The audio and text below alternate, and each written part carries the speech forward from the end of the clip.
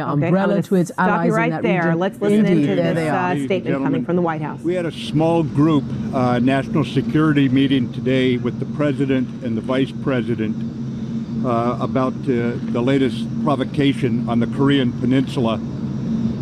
We have many military options, and the President wanted to be briefed on each one of them. We made clear that we have the ability to defend ourselves and our allies, South Korea and Japan, from any attack, and our commitments among the allies are ironclad.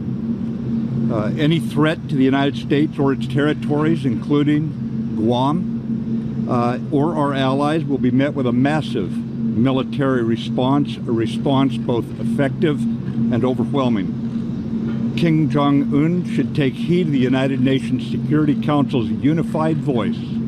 All members unanimously agreed on the threat North Korea poses, and they remain unanimous in their commitment to the denuclearization of the Korean Peninsula.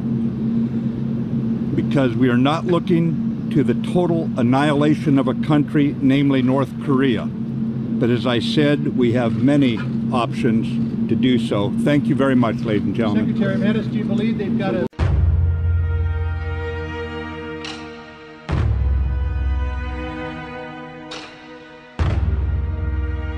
As you guys just heard, Secretary Mattis taking the floor, explaining that while the U.S. does not want to annihilate North Korea, we have the military options to do so if need be. Guys, we've been wondering what the response would be from the White House, and this is a pretty strong response. They've chosen their words carefully here. It seems as though they still want Kim Jong-un to take a step back, be brought back to the civilized world. But President Trump was informed of the military options that we currently have to deal with North Korea. We've also heard that Trump is thinking about stopping all trade between countries that deal with North Korea. And if that was the case, that could make the situation even worse, because you've got countries like Russia, India, China, Thailand, the Philippines, all doing business with North Korea. It would start an even greater trade war between China, which end-all be-all could lead to a world war. North Korea in itself could lead to a world war, but when you start bringing trade and people's money into it, countries are going to get pretty pissed off. But at this current juncture, what we're seeing right now, guys, is military options have been prepped. They've been prepped. They're ready to go. They're waiting on Trump's word. I don't think we're going to see a military strike this week, not next week. I think this is something that it will happen when we least expect it. If Trump decides to strike North Korea, I think the new red line, and we've had to draw a couple red lines because North Korea just keeps crossing them.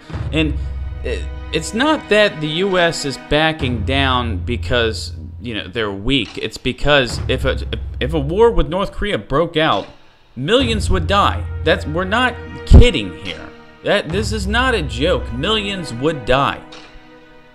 So I believe the next red line most likely is if they fire a missile that looks like it's headed in Guam's direction, because most likely that's the next test they do with a missile. I feel like would be in the Guam direction over Japan. I think at that point that would be the red line where Trump says, you know what, we gotta do what we gotta do. The problem with a military strike, while a limited strike on some of their nuclear facilities, areas that we know that they have missiles, a limited strike would not work. It would have to be a complete and total strike, because they've got thousands upon thousands of artillery positions on the DMZ that would turn Seoul to ash in 10 to 15 minutes. Like I said, guys, you just heard Secretary Mattis. That was a pretty strong response. It was calculated. There were strong words, but also didn't leave the door closed for talks. they're still hoping North Korea can be brought to the table in some fashion. As I've stated in the past, guys, that's not going to happen, though. North Korea has stated multiple times, even if they were brought to the table, their missile program, their nuclear program would be off the table, just completely off. They wouldn't even talk about it, guys. You gotta wonder if, where South Korea and where Japan stands. I believe Japan, right now, they're debating in their government a preemptive strike themselves. So I think they're more likely to stand on a strike on North Korea than South Korea would. South Korea knows that they would take the brunt of the force. They've been pushing for dialogue, and dialogue is just something that's not going to occur. We're gonna get more information, guys, as more comes out. You know, a very strong test last night by North Korea. 10 times stronger than their previous. 5 to 6 times stronger than the bomb that was dropped on Hiroshima. It's a scary world, guys. We're being pushed closer and closer to the deep state's agenda of world war. And if Trump starts cutting all trade to different countries like China and Russia, we're going to see that world war arrive a lot faster than we previously thought.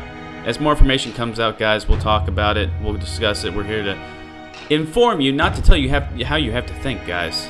Enjoy your Sunday. Have a beer. Say a couple prayers because we need it. And keep your eyes to the skies.